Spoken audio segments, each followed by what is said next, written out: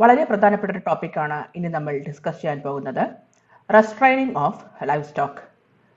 എന്താണ് live stock restraining? പുതിയൊരു ടേമാണ്. എന്തൊക്കെയാണ് ഇതിൽ വരുന്നതെന്ന് നമുക്ക് നോക്കാം. പ്രധാനമായിട്ടും അനിമൽസിനെ കൺട്രോൾ ചെയ്യാനായിട്ട് നമ്മൾ ഉപയോഗിച്ച് വരുന്ന വ്യത്യസ്ത മാർഗങ്ങളാണ് ഈ ഒരു ഭാഗത്ത് നമ്മൾ പഠിക്കുവാൻ പോകുന്നത്. നോക്കാം.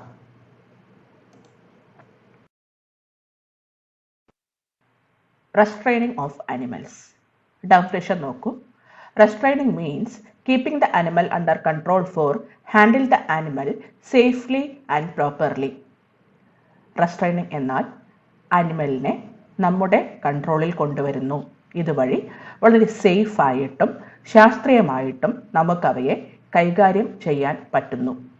ആ ഒരു പ്രോസസ്സിനെ പറയുന്ന പേരാണ് റെസ്ട്രെയിനിങ് എന്നത്. സിംപ്ലി പറയുകയാണെങ്കിൽ വളരെ ശാസ്ത്രീയമായ രീതിയിൽ അനിമൽസിനെ എങ്ങനെ നിയന്ത്രിക്കാം എന്നതാണ് റെസ്ട്രെയിനിങ് എന്നതുകൊണ്ട് ഉദ്ദേശിക്കുന്നത്. റെസ്ട്രെയിനിങ് എന്താണെന്ന് മനസ്സിലായല്ലോ. അനിമൽസിനെ കൺട്രോൾ ചെയ്യുന്ന വ്യത്യസ്ത മാർഗങ്ങളാണ് റെസ്ട്രെയിനിങ് എന്നതുകൊണ്ട് ഉദ്ദേശിക്കുന്നത്. Then purpose of restraining. എന്തൊക്കെ സാഹചര്യങ്ങളിലാണ് അല്ലെങ്കിൽ എന്തൊക്കെ ആവശ്യങ്ങൾക്കായിട്ടാണ് നമ്മൾ സാധാരണയായിട്ട് റെസ്ട്രെയിനിങ് ചെയ്യേണ്ടത് എന്നതാണ് നമ്മൾ ഇനി നോക്കാൻ പോകുന്നത്.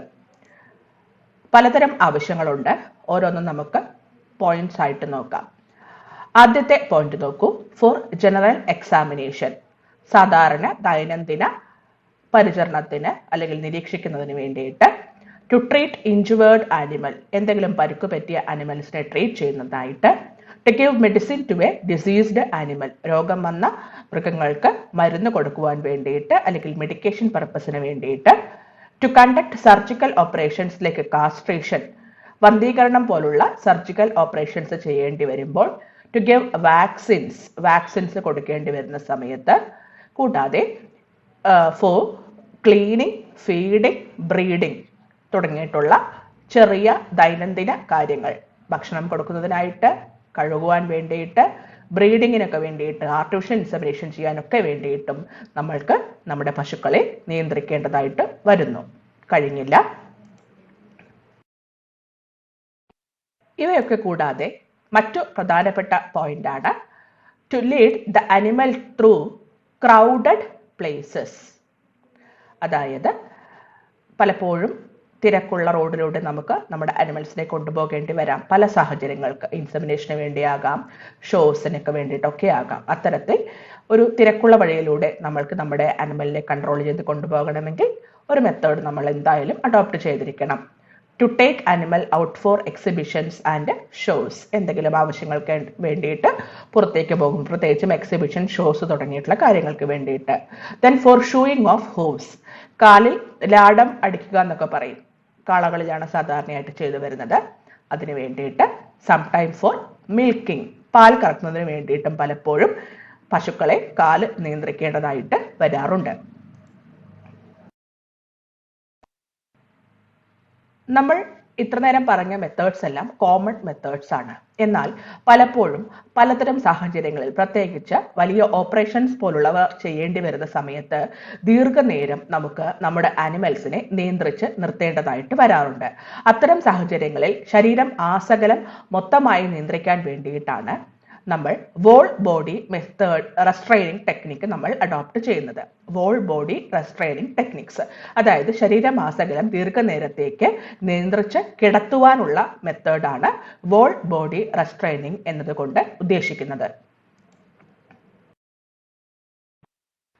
പ്രധാനമായിട്ടും രണ്ട് method of whole body restraining ആണുള്ളത്. ഒന്നാമത്തേത് പശുക്കളെ സാധാരണയായിട്ട് ചെയ്യുന്ന ഒരു മെത്തേഡാണ് കാസ്റ്റിംഗ്. രണ്ടാമത്തേത് ട്രാൻക്വിലൈസേഷൻ. ട്രാൻക്വിലൈസേഷൻ പലപ്പോഴും പശുക്കൾക്ക് വേണ്ടി ഉപയോഗപ്പെടുത്താറില്ല.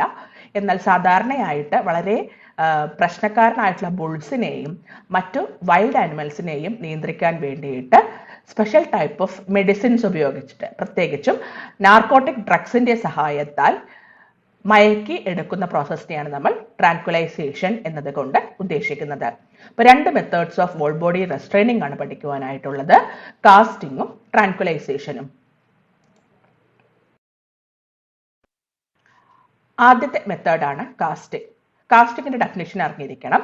Casting is pulling down the animal on to the ground, securing its feet and head. It's a method for whole body restraining. Casting എന്നത് ഒരു വോൾ ബോഡി റെസ്ട്രെയിനിങ് മെത്തേഡാണ്. ഇവിടെ നമ്മൾ അനിമലിനെ ഗ്രൗണ്ടിലേക്ക് തള്ളിയിട്ട് വീഴ്ത്തി കൈകാലുകൾ ബന്ധിച്ച് നമ്മുടെ നിയന്ത്രണത്തിൽ കൊണ്ടുവരുന്ന ഒരു മെത്തേഡാണ് കാസ്റ്റിംഗ് എന്നതുകൊണ്ട് ഉദ്ദേശിക്കുന്നത്. പലതരം ആവശ്യങ്ങൾക്ക് വേണ്ടിയിട്ട് നമ്മൾക്ക് കാസ്റ്റിംഗ് ചെയ്യേണ്ടതായിട്ട് വരാം. പ്രധാനമായിട്ടും പറയുന്ന സമയത്ത് surgical operations, special examinations, chewing എന്നിവയ്ക്കൊക്കെ നമുക്ക് കാസ്റ്റിംഗ് ആവശ്യമായിട്ട് വരാം. പ്രധാനമായിട്ടും 2 മെത്തേഡ്സ് ഓഫ് കാസ്റ്റിംഗ് ആണുള്ളത്. There are 2 methods of casting, Reuff's method and alternative method. ഈ 2 മെത്തേഡും സയന്റിഫിക് മെത്തേഡ് ഓഫ് കാസ്റ്റിംഗ് ആണ്. ശാസ്ത്രീയമായ രീതിയിൽ നമുക്ക് എങ്ങനെ അനിമലിനെ വോൾ ബോഡി റെസ്ട്രെയിൻ ചെയ്യാം, പ്രത്യേകിച്ച് പശുക്കളിൽ എന്നതിനുള്ള 2 സയന്റിഫിക് മെത്തേഡാണ് റൂഫ്സ് മെത്തേഡും ഓൾട്ടർനേറ്റീവ് മെത്തേഡും. പിന്നെ ഒരു മെത്തേഡ് ഉണ്ട് കൺട്രി മെത്തേഡ് എന്ന് പറയുന്നത്. അത് അൺസയന്റിഫിക് മെത്തേഡാണ്. എന്നാൽ സയന്റിഫിക് ആയിട്ടുള്ള 2 മെത്തേഡ്സ് ആണ് ഉള്ളത്, റൂഫ്സ് മെത്തേഡും ഓൾട്ടർനേറ്റീവ് മെത്തേഡും. ഈ 2 മെത്തേഡും അഡോപ്റ്റ് ചെയ്ത് കഴിഞ്ഞാൽ വലിയ പരിക്കുകളില്ലാതെ നമുക്ക് അനിമൽസിനെ കാസ്റ്റ് ചെയ്യാൻ പറ്റുന്നു. അടുത്തതായിട്ട് നിർബന്ധമായും അറിഞ്ഞിരിക്കേണ്ട ഒന്നാണ് പ്രിക്കോഷൻസ് ഫോർ കാസ്റ്റിംഗ്. കാസ്റ്റിങ്ങിന് മുന്നോടിയായിട്ട് നമ്മൾക്ക് കുറച്ച് മുൻകരുതൽ മാർഗങ്ങൾ സ്വീകരിക്കേണ്ടതായിട്ടുണ്ട്. എന്തൊക്കെയാണെന്ന് നമുക്ക് നോക്കാം. കാസ്റ്റിങ്ങിന് മുന്നോടിയായിട്ട് 12 മണിക്കൂർ മുന്നോടിയായിട്ട് നിർബന്ധമായിട്ടും അനിമലിനെ ഫാസ്റ്റ് ചെയ്യിപ്പിക്കണം. ഭക്ഷണം കൊടുക്കാതെ നമ്മൾ ഫാസ്റ്റ് ചെയ്യിപ്പിക്കണം. വിശപ്പ് ഉണ്ടാകും. ഫാസ്റ്റിംഗ് എന്ന് പറയുമ്പോൾ ഭക്ഷണം കൊടുക്കാതെ നിർത്തണമെന്ന് സാരം. കൂടാതെ കാസ്റ്റിങ്ങിനായിട്ട് തിരഞ്ഞെടുക്കുന്ന ഏരിയ നിർബന്ധമായിട്ടും 8 മീറ്റർ ചുറ്റളവ് ഉണ്ടായിരിക്കണം. അതായത് ഒരു ചെറിയ സ്ഥലം പോരാ, വട്ടത്തിലുള്ള 8 മീറ്റർ ചുറ്റളവുള്ള അത്യാവശ്യം വലിപ്പമുള്ള ഒരു ഏരിയ ആവണം എന്ന് പറയുന്നു. കൂടാതെ നമ്മളിവിടെ വീഴ്ത്തിയിടാൻ പോവുകയാണ്. സ്വാഭാവികമായിട്ടും താഴെ കല്ല്, കൂർത്ത മുള്ളുകൾ ഒന്നും തന്നെ ശരീരത്തേക്ക് കടക്കരുത്. അത്തരത്തിലുള്ള ഒരു ഏരിയ വേണം സെലക്ട് ചെയ്യാനായിട്ട്. കൂടാതെ വീഴുന്ന സമയത്ത് അധികം പരിക്കുകൾ ഏൽക്കാതിരിക്കാനായിട്ട് നിർബന്ധമായിട്ടും ഒരു ബെഡിങ് പ്രൊവൈഡ് ചെയ്യുക. വീഴുന്ന സമയത്ത് അധികം പരിക്ക് വരാതിരിക്കാനായിട്ട് പുല്ലുകൊണ്ടോ മണല് കൊണ്ടോ ഈർച്ചപ്പൊടി കൊണ്ടോ നല്ലൊരു ബെഡിങ് അവിടെ പ്രൊവൈഡ് ചെയ്യാം. കൂടാതെ വീഴുന്ന സ്ഥലത്തുള്ള കല്ലുകൾ, കൂർത്ത ഒബ്ജക്ട്സ് എന്നിവ നിർബന്ധമായും മാറ്റിയിരിക്കണം. കൂടാതെ കാസ്റ്റിംഗ് ചെയ്യുന്നതിന് മുന്നോടിയായിട്ട് തന്നെ ആവശ്യത്തിനുള്ള ഹെൽപ്പേഴ്സ് അവിടെ ഉണ്ടെന്ന് ഉറപ്പുവരുത്തണം. വീഴുന്ന സമയത്ത് കൈകാലുകൾ ബന്ധിക്കുവാനും കഴുത്തിന്റെ ഭാഗം നിയന്ത്രിക്കുവാനും ഒക്കെ അധികം ആൾക്കാർ ആവശ്യം ആണ്. എപ്പോഴും ശ്രദ്ധിക്കേണ്ട കാര്യം കൂൾ അവേഴ്സിൽ വേണം കാസ്റ്റിംഗ് ചെയ്യുവാനായിട്ട്. രാവിലെയോ വൈകുന്നേരത്തോ ആണ് ഏറ്റവും നല്ലത്. ഒരു കാരണവശാലും ഹോട്ട് അവേഴ്സിൽ അഥവാ മധ്യാഹ്ന സമയത്ത്, ഉച്ച സമയത്ത് ഒരു കാരണവശാലും കാസ്റ്റിംഗ് ചെയ്യരുത്. കാസ്റ്റിങ്ങിനായിട്ട് നമുക്ക് അനിമൽസിനെ ഏത് സൈഡിലേക്ക് വേണമെങ്കിലും തള്ളിയിടാം. എന്നാൽ ഏറ്റവും ബെസ്റ്റ് എന്ന് പറയുന്നത് റൈറ്റ് സൈഡിലേക്ക് കാസ്റ്റ് ചെയ്യുന്നതാണ് നല്ലത്. കാരണം റൂമിന്റെ പ്രസൻസ് ലെഫ്റ്റ് സൈഡ് ആയിരിക്കും. അപ്പോൾ റൂമിനിൽ ക്ഷതമേൽക്കാതിരിക്കാനായിട്ട് കാസ്റ്റിംഗ് ചെയ്യുന്ന സമയത്ത് കഴിയുന്നതും റൈറ്റ് സൈഡിലേക്ക് നമുക്ക് കാസ്റ്റ് ചെയ്യാം. എന്നാൽ പ്രഗ്നന്റ് അനിമൽ ആണെങ്കിൽ ലെഫ്റ്റ് സൈഡിലേക്കാണ് കാസ്റ്റ് ചെയ്യേണ്ടത്. കാരണം റൈറ്റ് സൈഡാണ് യൂട്രസ് കാണുന്നത്. അപ്പോൾ പ്രഗ്നന്റ് ആയിട്ടുള്ള അനിമൽസിനെ ലെഫ്റ്റ് സൈഡിലേക്കും നോൺ പ്രഗ്നന്റ് ആയിരിക്കുന്ന അനിമൽസിനെ റൈറ്റ് സൈഡിലേക്കും കാസ്റ്റ് ചെയ്യാൻ പ്രത്യേകം ശ്രദ്ധിക്കുക. ആദ്യത്തെ സയന്റിഫിക് മെത്തേഡാണ് roofs method of casting. Roofs method of casting ചെയ്യേണ്ട വിധം നമുക്ക് നോക്കാം. 8 മീറ്റർ നീളമുള്ള ഒരു കയർ നമുക്ക് അത്യാവശ്യമാണ്. അതിൻ്റെ ഒരറ്റത്ത് ഒരു റണ്ണിങ് നോട്ട് ഇടുന്നു. ഇതിനെ കഴുത്തിലോ കൊമ്പിലോ നമ്മൾക്ക് ഫിക്സ് ചെയ്യാവുന്നതാണ്. കൊമ്പുള്ള പശുക്കളിൽ കൊമ്പിലും കൊമ്പില്ലാത്ത പശുക്കളിൽ കഴുത്തിലുമാണ് ആദ്യത്തെ നോട്ട് ഇടേണ്ടത്. ശ്രദ്ധിക്കേണ്ട കാര്യം, കൊമ്പിലാണെങ്കിൽ റണ്ണിങ് നോട്ട് നേരിട്ടിടാവുന്നതാണ്. കഴുത്തിലാണ് ചെയ്യുന്നതെങ്കിൽ റണ്ണിങ് നോട്ടിന് മുൻപായിട്ട് വേറൊരു ചെറിയ കുടുക്കിട്ട് കഴുത്ത് മുറുകാതിരിക്കാനുള്ള സെക്യൂരിറ്റി മെഷർ നിർബന്ധമായിട്ടും പാലിച്ചിരിക്കണം. അതിനുശേഷം 3 ഹാഫ് ഹിച്ചുകളാണ് നമ്മൾ ഇടുവാൻ പോകുന്നത്. ചിത്രത്തിൽ നമുക്ക് വിശദമായി നോക്കാം. 3 ഹാഫ് ഹിച്ചുകളാണ് റൂഫ്സ് മെത്തേഡിൽ വരുന്നത്. പകുതി കെട്ടിനെയാണ് ഹാഫ് ഹിച്ച് എന്നതുകൊണ്ട് ഉദ്ദേശിക്കുന്നത്. ഇതിന്റെ ഡെമോൺസ്ട്രേഷൻ നമുക്ക് ക്ലാസ്സിൽ കാണാം. 3 ഹാഫ് ഹിച്ചുകളാണ് ഇടുന്നത്. ഒന്നാമത്തെ half hitch first around the neck, second around the chest, third around the abdomen. ആദ്യത്തേത് കഴുത്തിലും രണ്ടാമത്തേത് ചെസ്റ്റ് റീജിയനിലും മുൻകാലിന്റെ പുറകുവശത്തും, മൂന്നാമത്തേത് വയറിന്റെ പുറകുവശത്തായിട്ട്, പശുക്കളിൽ അഡറിന് മുൻവശത്തും കാളകളിലാണെങ്കിൽ സ്ക്രോട്ടത്തിന് മുൻവശത്തുമായിട്ട് വേണം കയറിന്റെ പ്ലേസ്മെന്റ്. അപ്പൊ 3 ഹാഫ് ഹിച്ചുകളാണ് ഇടേണ്ടത്. First around the neck, second around the chest, third around the abdomen, in front of udder in cow and scrotum in bulls. ഈ കാണുന്നതാണ് റൂസ് മെത്തേഡിന്റെ ചിത്രം. നമുക്ക് നോക്കാം. ആദ്യത്തെ ഇതൊരു കൊമ്പുള്ള പശു ആയതിനാൽ ആദ്യത്തെ കെട്ട് കൊമ്പിൽ ഫിക്സ് ചെയ്തിരിക്കുന്നു. ശേഷം കഴുത്തിലൂടെ താഴേക്ക് എടുത്തിട്ട് ആദ്യത്തെ ഹിച്ചിടുകയാണ്. ഈ വശത്തുകൂടെ പുറകിലൂടെ ഇട്ട് കൊണ്ടുവന്ന് മുന്നിലൂടെ കൊണ്ടുവന്ന് ഒരു ചെറിയൊരു കുണുക്ക് ഉള്ളിലൂടെ ഇട്ട് വലിക്കുന്ന രീതിയാണ് ഹാഫ് ഹിച്ച് എന്ന് പറയുന്നത്. First around the neck, second around the chest, third around the abdomen, in front of udder in cow. കണ്ടോ, 3 ഹാഫ് ഹിച്ചുകൾ, പകുതി കെട്ടുകളാണ്. കോർത്തെടുക്കുന്ന രീതിയെയാണ് നമ്മൾ ഹാഫ് ഹിച്ച് എന്ന് വിളിക്കുന്നത്. ഇത്തരത്തിലുള്ള മെത്തേഡ് ഓഫ് കാസ്റ്റിംഗ് ആണ് റൂസ് മെത്തേഡ് ഓഫ് കാസ്റ്റിംഗ് എന്നത്. റൂഫ് എന്ന് പറയുന്ന ഒരു ശാസ്ത്രജ്ഞൻ കണ്ടുപിടിച്ചത് കൊണ്ടാണ് ഇതിനെ റൂസ് മെത്തേഡ് ഓഫ് കാസ്റ്റിംഗ് എന്ന് വിളിക്കുന്നത്. ഇങ്ങനെ കൃത്യമായിട്ട് 3 ഹാഫ് ഹിച്ചുകൾ ഇട്ടതിന് ശേഷം ഒരു വ്യക്തി കഴുത്ത് നിയന്ത്രിക്കാനും വീഴുന്ന സമയത്ത് കാലുകൾ നിയന്ത്രിക്കാനായിട്ട് മറ്റ് 2 പേരും നിർബന്ധമായിട്ടും അവിടെ ഉണ്ടായിരിക്കണം. അതിനുശേഷം പുറകുവശത്തു നിന്നും ഏത് വശത്തേക്കാണോ നമ്മുടെ പശു വീഴേണ്ടത് ആ വശത്തേക്ക് പതുക്കെ കയർ പിടിച്ച് പുറകോട്ട് വലിക്കുക.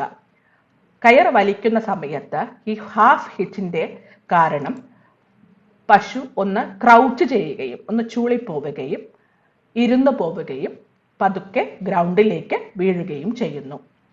വീഴുന്ന സമയത്ത് കഴുത്ത് നിയന്ത്രിക്കാനും കഴുത്ത് ഗ്രൗണ്ടിലേക്ക് പ്രസ് ചെയ്ത് പിടിക്കാനും ഒരു വ്യക്തി അവിടെ നിർബന്ധമായും ഉണ്ടായിരിക്കണം.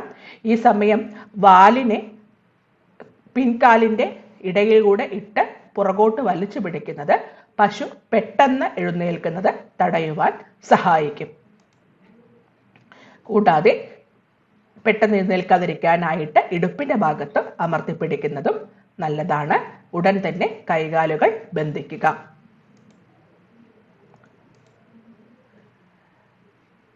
അതിനുശേഷം പ്രോസസ് എല്ലാം കഴിഞ്ഞതിന് ശേഷം ഈ ചെയ്തിരിക്കുന്ന സ്റ്റെപ്പ് എല്ലാം റിവേഴ്സ് ഓർഡറിൽ ചെയ്യുക. അതായത് ആദ്യം കൈകാലുകൾ ബന്ധിച്ചത് അയച്ചു വിടുക, ഇടുപ്പിന്റെ ഭാഗത്ത് അമർത്തിപ്പിടിച്ചത് റിലീസ് ചെയ്യുക, കഴുത്തിന്റെ ഭാഗത്ത് സപ്പോർട്ട് ചെയ്തത് വിട്ട് കഴിഞ്ഞാൽ പശു പതുക്കെ എണീറ്റോളും. അടുത്ത മെത്തേഡാണ് alternative method of casting. Alternative method കുറച്ചുകൂടെ സിമ്പിൾ ആയിട്ടുള്ളൊരു മെത്തേഡാണ്. ഇവിടെ ആകെ വേണ്ടുന്ന ഒരു കാര്യം എന്ന് പറയുന്നത് 12 മീറ്റർ നീളമുള്ള ഒരു കയറാണ്. അതിൻ്റെ മധ്യഭാഗം പശുവിൻ്റെ കഴുത്തിന് മുകളിലായി വയ്ക്കുകയും കഴുത്തിൻ്റെ താഴ്ഭാഗത്ത് കൂടെ ഒരു ക്രോസ് ഇട്ട് മുൻകാലുകളുടെ ഇടയിലൂടെ മുകളിലേക്കെടുത്ത് റോപ്പ് വീണ്ടും ലോയിൻ റീജിയനിൽ വെച്ച് ക്രോസ് ചെയ്ത് താഴത്തേക്കിട്ട് പിൻകാലുകളുടെ ഇടയിലൂടെ അഡറിൻ്റെയും അല്ലെങ്കിൽ സ്ക്രോട്ടത്തിൻ്റെയും ഇടയിലൂടെ പുറകോട്ടെടുത്ത് 2 തുമ്പുകൾ ഉണ്ടാകും. ഇതിന് 2 തുമ്പുകളിലും പിടിച്ച് പുറകോട്ട് വലിക്കുന്ന സമയത്ത് അനിമൽ ക്രൗച്ച് ആവുകയും വീഴുകയും ചെയ്യുന്നു. എങ്ങനെയാണോ റൂസ് മെത്തേഡിൽ അനിമലിനെ നിയന്ത്രിച്ചത് അതുപോലെ തന്നെ കൈകാലുകൾ ബന്ധിക്കുവാനും കൃത്യമായ സ്ഥലത്ത് കഴുത്ത്, ഇടുപ്പിന്റെ ഭാഗം എന്നിവ നിയന്ത്രിക്കാനും കൂടെയുള്ള അറ്റൻഡേഴ്സ് ശ്രദ്ധിക്കേണ്ടതാണ്.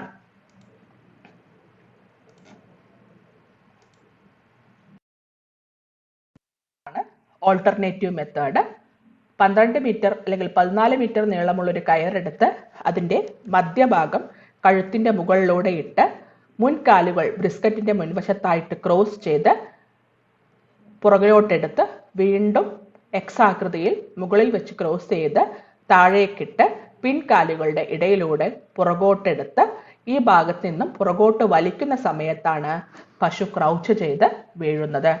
ഈ വീഴുന്ന സമയത്ത് നമ്മൾ എങ്ങനെയാണോ റൂഫ്സ് മെത്തേഡിൽ കൺട്രോൾ ചെയ്തത് അതുപോലെ തന്നെ കൈകാലുകൾ നിയന്ത്രിക്കുക, കഴുത്ത് നിയന്ത്രിക്കുക, വാല് നിയന്ത്രിക്കുക, ഹിപ്പ് റീജിയൻ നിയന്ത്രിക്കുക എന്നിവ ചെയ്യാവുന്നതാണ്. അടുത്ത മെത്തേഡാണ് ട്രാൻക്വിലൈസേഷൻ എന്ന് പറയുന്നത്. ട്രാൻക്വിലൈസേഷൻ, മയക്കുവെടി വെക്കുക എന്ന് കോമൺ ആയിട്ട് നമ്മൾ പറയുന്ന ഒരു മെത്തേഡാണ് ട്രാൻക്വിലൈസേഷൻ എന്ന് പറയുന്നത്. ട്രാൻക്വിലൈസേഷന് വേണ്ടി ഉപയോഗിക്കുന്ന ഡ്രഗ്സിന്റെ പേരാണ് നാർക്കോട്ടിക് ഡ്രഗ്സ് അഥവാ ട്രാൻക്വിലൈസേഴ്സ്. സാധാരണയായിട്ട് ഫെറോഷ്യസ് ആനിമൽ അഥവാ മദമിളകിയ ആന പോലുള്ള ആനിമൽ, വൈൽഡ് ആനിമൽസ്, പലപ്പോഴും ബുൾസിനെയൊക്കെ നിയന്ത്രിക്കാൻ വേണ്ടിയിട്ട് നമുക്ക് ട്രാൻക്വിലൈസിങ് ഗൺസ് ഉപയോഗിക്കാം. ട്രാൻക്വിലൈസേഷൻ ഡ്രഗ്സ് അപ്ലൈ ചെയ്യാൻ അല്ലെങ്കിൽ ഷൂട്ട് ചെയ്യാൻ ഉപയോഗിക്കുന്ന ഗണ്ണാണ് ട്രാൻക്വിലൈസിങ് ഗൺസ് എന്ന് പറയുന്നത്. സാധാരണയായിട്ട് സൂ ആനിമൽസിനെയും എലഫൻസിനെയും നിയന്ത്രിക്കുവാൻ വേണ്ടിയിട്ടാണ് ഈ ഒരു മെത്തേഡ് ഉപയോഗപ്പെടുത്തി വരുന്നത്. ഇതിനുവേണ്ടി ഉപയോഗിക്കുന്ന ഗൺസിനെ ക്യാപ്ചർ ഗൺ അഥവാ ട്രാൻക്വിലൈസിങ് ഗൺ എന്ന് വിളിക്കാറുണ്ട്. സ്പെഷ്യലി ട്രെയിൻഡ് ആയിട്ടുള്ള വെറ്ററിനറി ഡോക്ടേഴ്സിന് മാത്രം ചെയ്യാൻ പറ്റുന്ന ഒരു മെത്തേഡാണ് ട്രാൻക്വിലൈസേഷൻ എന്ന് പറയുന്നത്. അല്ലാത്തവർ ചെയ്യുന്നത് നിയമവിരുദ്ധമായിരിക്കും. ചെയ്യേണ്ട activities: what is restraining, what is the purpose of restraining, what is casting, what is tranquilization, care to be taken before casting. Activity ചെയ്ത് സബ്മിറ്റ് ചെയ്യുക. Thank you. വീണ്ടും കാണാം അടുത്ത ടോപ്പിക്കുമായി.